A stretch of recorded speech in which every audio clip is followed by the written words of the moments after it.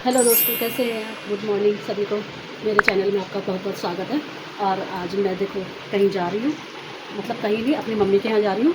उन्होंने कथा रखी है आज अपने घर पे मेरी मम्मी ने। तो बारिश भी हो रही है, देखो कैसे पहुँचते हैं और वहीं पहुँच करके फिर आपसे मिलते हैं, ठीक है। ये दोस्तों मैं बाहर आ गई हूँ क्योंकि बाहर बारिश हो रही थी, बहुत तेज़ बारिश हो रही थी। मैं तो पहले ही सोच रही थी कि मैं कैसे जाऊँगी कैसे नहीं, लेकिन बारिश रुक गई है तो मैं बाहर आ गई। अब मैंने रिक्शा कर लिया है क्योंकि मैं रिक्शे से जाऊँगी। और मैं पहुँच गई हूँ। अब 3 रिक्शे बदलने पड़ते, 3 रिक्शे बदल करके तब मैं अपने घर पहुँची हूँ। या आ गई अपने घर की गली पे जहाँ मेरी मम्मी का घर है।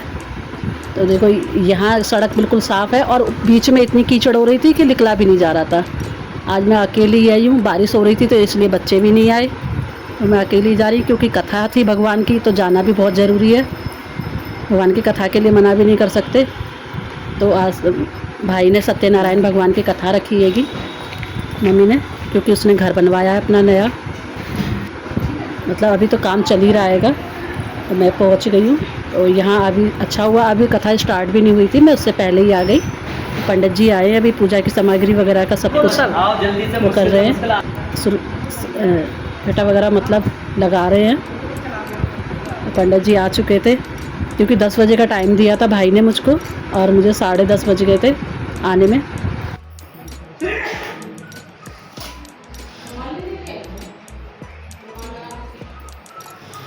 दो कान्हा जी हैं क्या?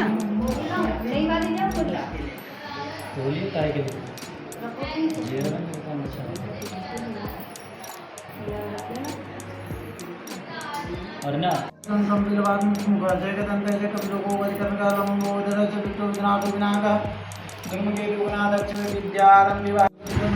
देखो दोस्तों, पूजा चालू हो गई है। अब पंडित जी कथा करेंगे, दिया वगैरह जला दिया गया है। और ये मेरे भाई की बेटी है, एक बेटा है, दो बेटी हैं। तो दोस्तों देखो कथा शुरू होने वाली थी और ये पीछे मेरी बुआ हैं, सबसे छोटी बुआ की बहू हैं दोनों, बड़ी एक छोटी। ये उनकी बेटी कितनी क्यूट थी, सुंदर सी। और पंडित जी ने पूजा चालू कर दी थी। अब कथा शुरू होने वाली है। सबको फूल दे दिए थे पंडित जी ने कि अपने अपने हाथों में फूल रख लीजिए। अब कथा चालू कर रहा हूँ मैं। तो कथा शुरू हो गई हैगी। तो हम सब बैठे थे, पड़ोस के भी आए हुए थे कथा सुनने के लिए। सबको कथा का बुलावा देना पड़ता है, तो भाई ने सभी को कथा का बुलावा दिया था। और मेरी बहन वगैरह भी आई हुई थी, सब बुआ वगैरह भी सब थी। तो सब आपको पता ही है, ब्लॉग में किसी को आना होता है किसी को नहीं, तो इसीलिए मैंने सभी के चेहरे की फ़ोटो नहीं लिएंगी, थोड़ी बहुत ली है।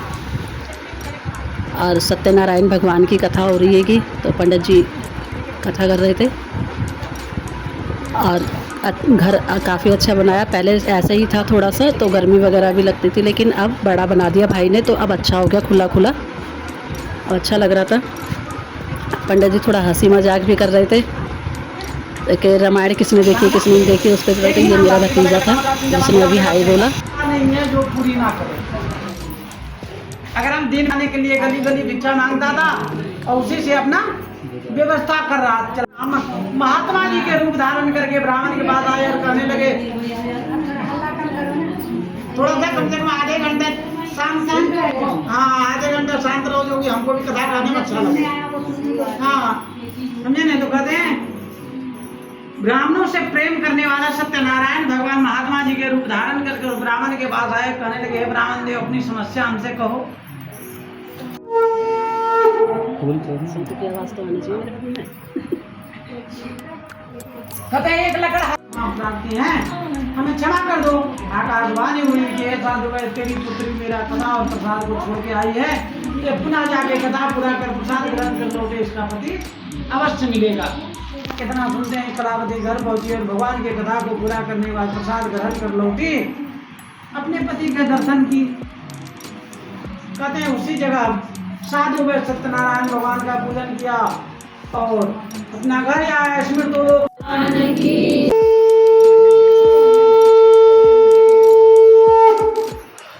तब सुजी महाराज कहते हैं कि हे ऋषियों, एक और भी कथा सुनाता हूँ, आप लोग ध्यान से सुनिए।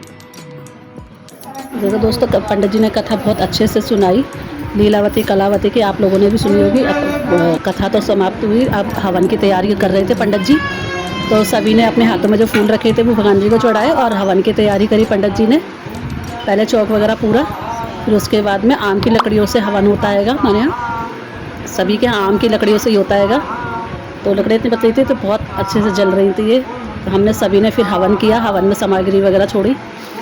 तो ये मैं हूँ, अपने भतीजे साथ बैठी हुई थी।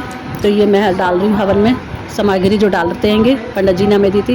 क्योंकि हम सब दूर दूर बैठे होते हैं ना, तो फिर सबको उन्होंने दोनों में दे दी थी डाल करके कि आप अपने अलग अलग रख लीजिए। मेरे ऊपर पंडित जी ने लकड़ी इतनी दूर से फेंकी तो मेरे ऊपर आग भी थोड़ी सी आ गई थी चिंगारी। ये नीचे देख रहे हो आप, बहुतों में बच गई, मेरे ऊपर ही आके गिरी थी। फिर मैंने उसको हटाया और इसी तरीके से फिर हमारा हवन और कथा दोनों संपन्न हुए। अभी तो हवन चल ही रहेगा। तो संपन्न हुए, अब ये आरती हो रही हैगी। तो बहुत अच्छा लगा आकर के यहाँ पर पूजा करी।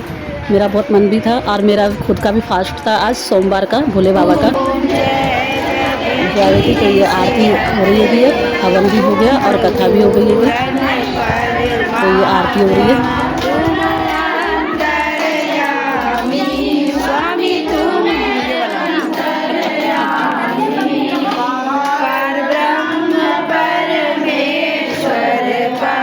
तो हम सब ने मिलकर के आरती की बारी बारी से, फिर भोग वोग लगाया भगवान जी को। उसके बाद में कंचिका बिठालते हैंगे। तो भाभी ने फिर कंचिका बुलाई थी, तो ये कंचिका 9 कन्या बिठा ली थी हमने। एक ये जो लड़का खड़ा हुआ है ना, ये बैठ ही नहीं रहा था, बहुत परेशान कर रहा था। पता नहीं इसको क्या होगा, इसको टीका लगा दिया था, इसको टीका नहीं लगवाना था, इसको तिलक कर दिया था मेरी भतीजी ने। तो बैठ ही नहीं रहा था खाना खाने के लिए।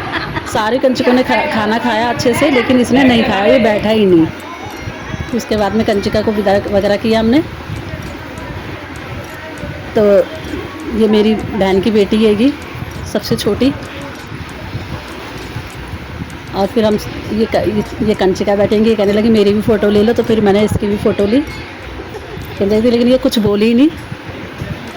और बस इसके बाद में सब कंचिका वगैरह को खाना दिया, उनको विदा किया। भाभी ने पैर वैर छुए, उनके दक्षिणा दी, जो भी देते हैं कंचिकाओं को।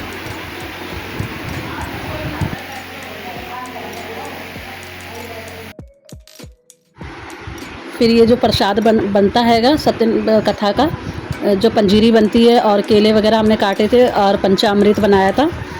तो ये सब हमने बांटा मिल करके, मेरे भतीजे ने और मैंने दोनों ने। भाभी कहने लगी कि दीदी आप बांट दो, लगा दो, हम बाहर बांट देंगे भाई ने। तो ये मेरी दूसरी भाभी थी। तो हम सब ने मिल करके बांटा प्रसाद, और टेस्टी बना था पंचामृत भी बहुत। फिर उसके बाद में बारिश का मौसम हो गया, तो मैंने कहा चलो घर चलते हैं, क्योंकि मेरा व्रत भी था, बच्चे आए नहीं थे, मैं अकेली थी। तो फिर मैं जल्दी से घर के लिए निकल आई।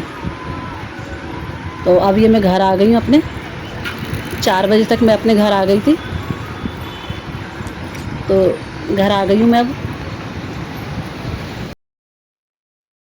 देखो दोस्तों, मैं घर आ गई थी अपनी मम्मी के घर से, कथा में से आने के बाद फिर मैंने घर का थोड़ा बहुत जो काम था वो किया, चाय पीने के बाद में।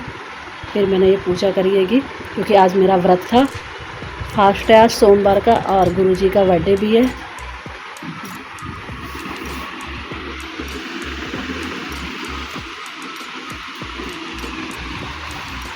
तो प्रसाद भी बनाया मैंने, हलवे का प्रसाद बना करके भोग लगा दिया हैगा।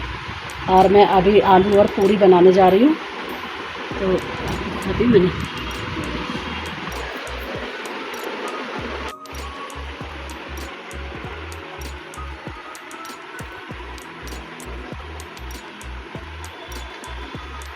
ये कढ़ाई चढ़ा दी है और आटा गूंद लिया पूरी का, क्योंकि मेरा व्रत था तो मैं वहाँ से तो खाना खा के नहीं आई थी। तो इसीलिए अपने घर पे बनाया मैंने। और ये आज मैंने रसे के आलू नहीं बनाए, सूखे आलू बनाए।